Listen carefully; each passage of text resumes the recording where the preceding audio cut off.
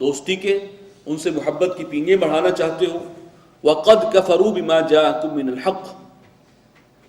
حالانکہ وہ کفر کر چکے ہیں اس حق کا کہ جو تمہارے پاس آیا ہے۔ يُخْرِجُونَ الرَّسُولَ وَإِيَّاكُمْ، یہ ذکر کن کا ہو رہا ہے؟ اللہ کے دشمن، اہل ایمان کے دشمن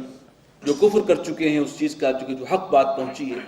یہ اصل میں ذکر ہو رہا ہے مشرکین عرب کا، مشرکین مکہ کا۔ یخرجون الرسول وإیاکم، وہ نکالتے ہیں رسول کو بھی اور خود تمہیں بھی، انہوں نے تمہیں نکال باہر کیا مکہ سے، اور تم ان کی طرف جو ہے پیغامات الفت بھیجتے ہو، ان سے محبت رکھتے ہو۔ ان تؤمنوا باللہ ربکم، تمہارا جرم اتنا ہی تھا کہ تم ایمان رکھتے ہو اللہ پر جو تمہارا رب ہے، اس جرم کی پاداش میں تمہیں نکالا۔ ان کنتم خرجتم جہادا فی سبیلی،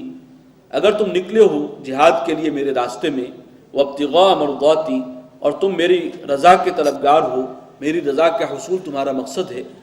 تو سرون الیہم بالمودہ، تو پھر یہ کیا سبب ہے کہ تم انہیں خفیہ طور پر دوستی کے پیغامات بھیجتے ہو۔ وانا اعلم بما اخفیتم، اور میں خوب جانتا ہوں جو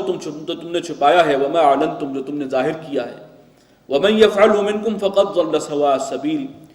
اور جو تم میں سے ایسے کام کرے، ان کے ساتھ دوستی کے جو ہے تعلق رکھے اور پیغامات بھیجے، تو وہ تو بھٹک گیا سیدھے راستے سے۔ اس آیت کے پیچھے ایک واقعہ بھی ہے، اس سے بات زیادہ کھل جائے گی۔ کہ صلح حدیبیہ کی جب ایک شرط قریش نے توڑ دی اور بعد میں انہیں احساس ہوا کہ ہم سے غلطی ہوئی ہے، اب مسلمانوں کی قوت بہت بڑھ چکی ہے، اگر انہوں نے ہم پر حملہ کیا تو ہمارے لیے مشکل ہو جائے گا، اور کوشش کی، انہوں نے تجدید کی،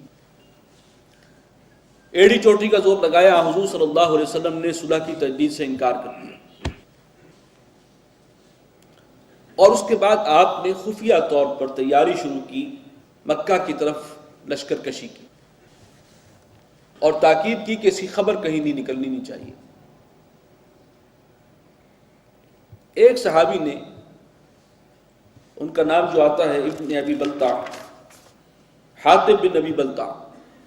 ان کے کوئی رشتہ دار، ان کے گھر والے، فیملی والے جو ہیں، بچے، وہ وہاں مکہ میں مقیم تھے، اور ان کا کوئی پرسان حال نہیں تھا۔ انہوں نے اس خیال سے کہ میں اگر بتا بھی دوں کفار کو کہ محمد صلی اللہ علیہ وسلم لشکر کشی کی تیاری کر رہے ہیں، تو ظاہر ہے مسلمانوں کی قوت تو اتنی ہو گئی ہے کہ وہ آگے ٹھہر تو نہیں سکتے، لیکن شاید میرے گھر والوں کو اس وجہ سے کچھ نرمی اور سہولت مل جائے، اور میرے اس عمل سے جو ہے وہ میرے گھر والے اسپیشل پروٹیکشن میں آ جائیں۔ اس خیال سے انہوں نے ایک خفیہ طور پر، کوئی خاتون کو جا رہی تھی مکہ کی طرف، انہیں ایک خط دے کر بھیج دیا، اور اللہ تعالیٰ نے حضور صلی اللہ علیہ وسلم کو اس کو خبر دے دی کہ ایسا ہوا ہے۔ آپ نے حضرت علی کو اور ایک اور صحابی کو بھیجا کہ ایک عورت ہے جو مکے کی طرف جا رہی ہے، فلاں مقام تک پہنچ گئی ہے، اس کے پاس ایک خط ہے، اور وہ جاؤ اور وہ خط برآمد کرو۔ حضرت علی وہاں گئے رضی اللہ تعالیٰ عنہ۔ اس عورت نے پہلے انکار کیا، لیکن پھر جب زیادہ سختی انہوں نے کی اور دھمکی دی تو اس نے پھر وہ پیش کر دیا۔ وہ خط تھا، حاطب ابن ابی بلتع کی طرف سے تھا، اور اس میں یہی بات تھی، اگرچہ یہ بھی لکھ دیا تھا انہوں نے کہ خدا کی قسم اگر محمد تنہا بھی تم پر حملہ آور ہوں گے تب بھی تم اپنا دفاع نہیں کر سکو گے، لیکن صرف انفارمیشن کی حد تک انہیں بات پہنچا دی۔ اور جب ان سے باز پرس کی گئی تو انہوں نے یہ کہا کہ حضور میں نے اس لیے کیا تھا تاکہ شاید وہ میرے بچوں کا کچھ خیال کریں، ورنہ اللہ نے جو فیصلہ کر دیا ہے ظاہر بات ہے کہ اس فیصلے کی وہ آڑے نہیں آ سکتے، مسلمانوں کو تو اللہ نے فتح دے دی۔ تو اگرچہ یہ ایک بہت ان ڈسپلن کا معاملہ تھا، جب کہہ دیا گیا تھا کہ اس بات کو خفیہ رکھنا ہے، اور ایک بہت بڑی غلطی تھی جو ان سے سرزد ہوئی،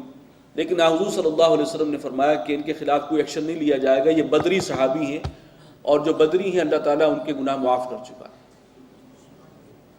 لیکن اس واقعے سے اس چیز کی اہمیت کا اندازہ ہو گیا، ڈسپلن کا معاملہ، اور اس میں اس کو قرآن مجید نے بہرحال سنجیدگی سے گویا کہ کہنا چاہیے کہ اس کا باقاعدہ نوٹس لیا تاکہ آئندہ کو اس قسم کی حرکت نہ کرے، سوچے بھی نہ۔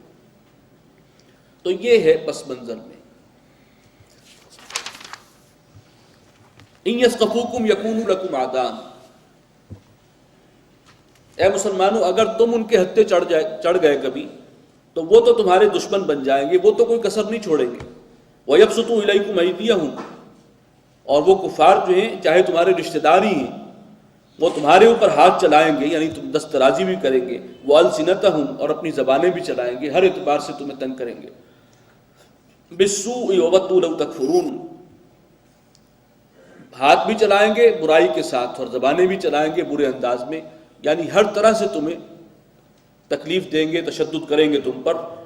اور وہ چاہیں گے کہ کسی طرح تم بھی واپس پھر سے دوبارہ سے کافر بن جاؤ، اپنے دین میں لوٹ جاؤ۔ لن تنفعکم ارحامکم ولا اولادکم یوم القیامہ، یہ تمہاری جو اولاد ہیں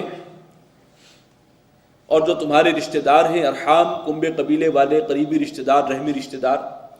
وہ تمہارے کسی کام نہیں آ سکیں گے قیامت کے دن۔ یفصل بینکم، اللہ تعالیٰ فیصلہ فرمائے گا تمہارے درمیان، واللہ بما تعملون بصیر، اور جو کچھ تم کرتے ہو اللہ اسے دیکھتا ہے۔